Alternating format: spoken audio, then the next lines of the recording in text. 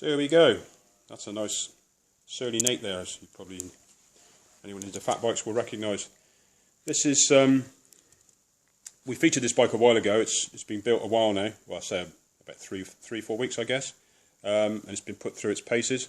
It's done a few cross-country races and some general riding in the winter mud of England.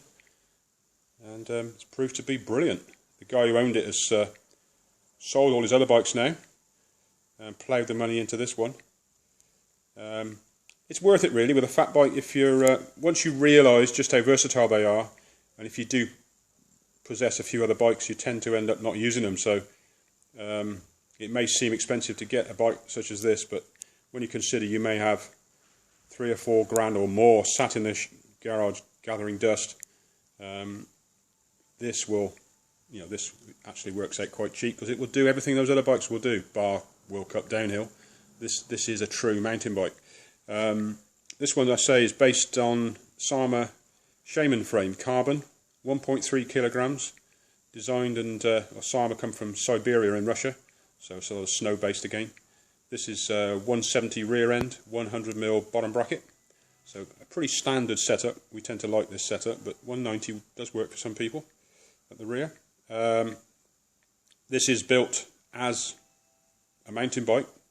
Suspension forks, some people sort of frown upon putting suspension forks on a fat bike, but if you're going to really do whatever you want to do on a as you would do on a normal mountain bike, you need them really just to enable you to cope with some steep rocky descents, ploughing into a corner, ploughing into braking bumps. Just gives you that control. It's worth it if you're going to invest this sort of money. This one has got the almost obligatory Hope Fatso hubs. We tend to fit them on just about every bike we build now. Brilliant hubs.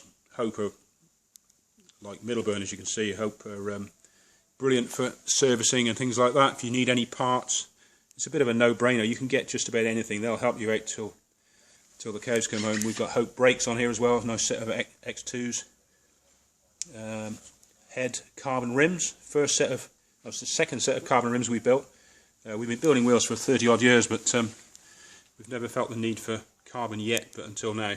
Obviously, the more you can invest in the wheels on a fat bike, the better. That's where the weight is. Frame weighs nothing really.